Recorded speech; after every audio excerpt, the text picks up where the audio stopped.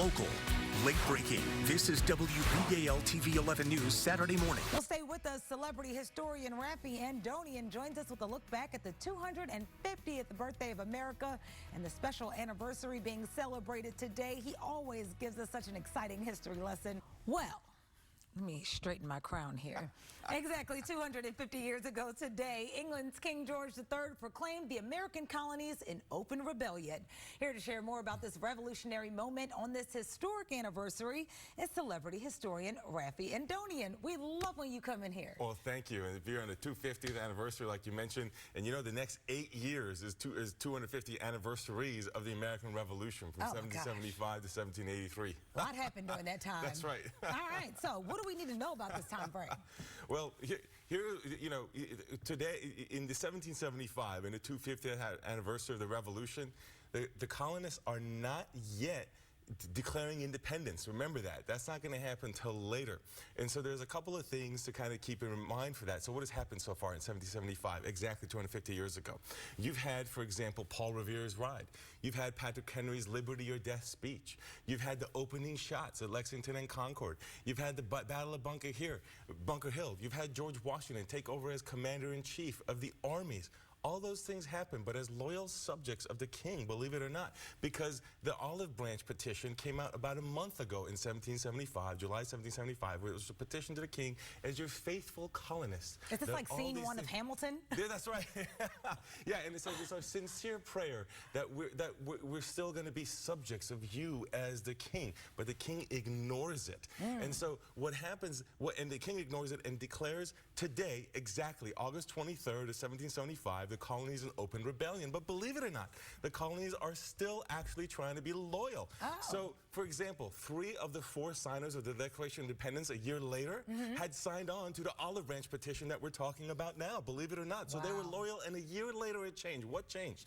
Tom Paine's Common Sense. Here's a 47-page pamphlet that said, we need to be against all kings. It wasn't just for independence. That came out in a few months, in January of 76. It said, forget kings altogether. One of my favorite quotes is it says, of more worth is one honest man in society and in the sight of God than all the crowned ruffians that ever lived. Now with that, I want to take my crown off because I don't want to get my head chopped off, because he's talking about crowned ruffians.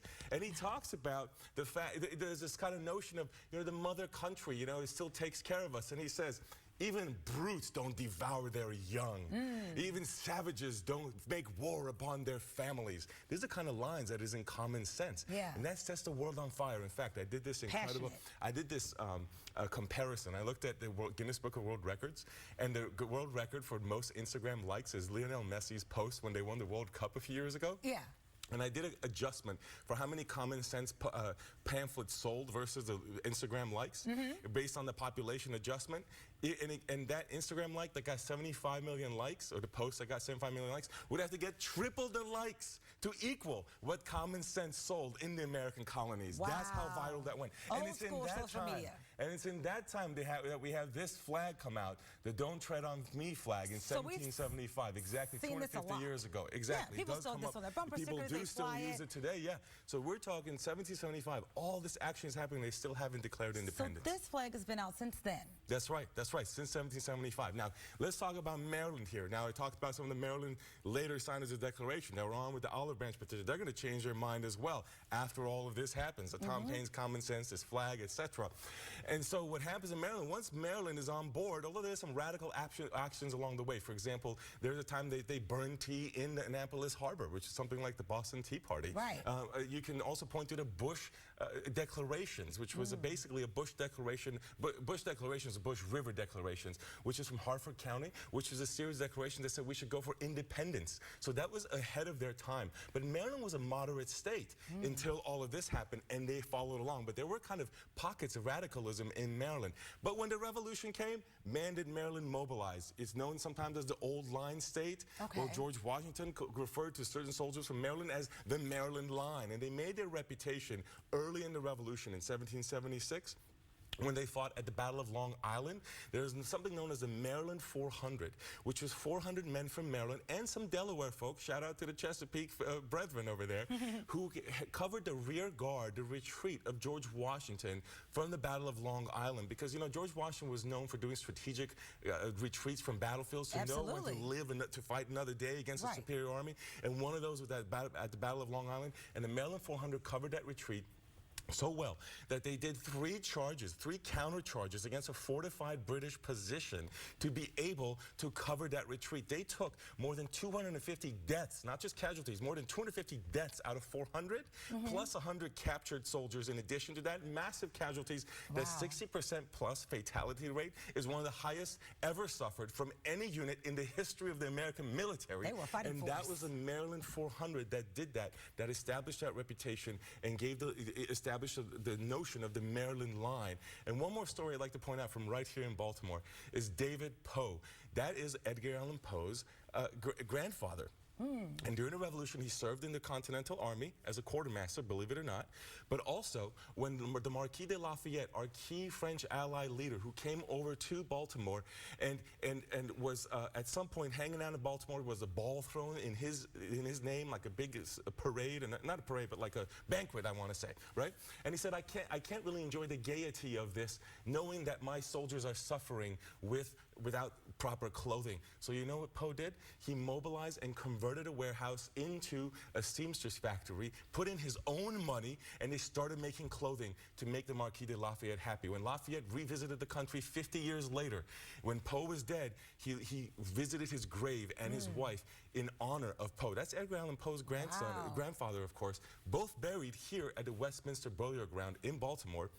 And so the thing to remember about Poe in that story also is, believe it or not, when the War of 1812 broke out, decades later, when Poe himself was more than 70 years old, he ended up fighting in the same series of battles that led to Fort McHenry. Here I am with my Fort McHenry pin. You know, so many stories in Baltimore come back to Fort McHenry. Fort McHenry was a fort known as Fort Whetstone during the American Revolution. But at age 70 plus, he fights at North Point, which is just before the Battle of Fort McHenry, but the same series of actions where the Star-Spangled Banner was born, of course. And that's the story of Poe, from the Revolution to the Star-Spangled Banner, that takes place right here in Baltimore. And finally, think about this here in Maryland.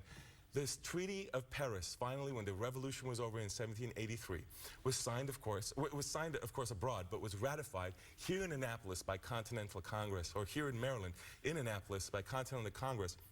And that tells you the story of Maryland really captures from the beginnings, from the petition we were talking about, the Olive Branch petition, all the way to the end of the Revolution, with key highlights along the way, their contributions. Wow. Including some superstars like Poe's grandfather. It's just the way things came back around 250 years later. We're still seeing the No Tread on Me flag. Obviously, there's a lot of conversation about we don't want a king that's out there right now. That's right. That's right. So just very, very cyclical. Yeah, and that notion comes out of Tom Paine. We wouldn't have that notion that we have today, because you have to understand, like, all the world at that point is ruled by kings or king-like type of folks, right? Yeah. And you still have kings around Europe today, if you think about it. But and you think about that notion of disliking kings doesn't happen with this moment we're talking about, without this moment. Raffi, we could talk to you all day. We try to every time, but at some point they wrap us up. Look, Sparta maybe had the 300, but Maryland's got the 400. Thank you so much for joining us, as always. Live, local, late breaking. This is WBAL TV 11 News Saturday morning. Good morning and welcome back to 11 News Saturday morning. Thanks for joining us. We've gotten a history lesson. We've gotten to talk to one of the actresses straight out of Baltimore. It's been an exciting morning.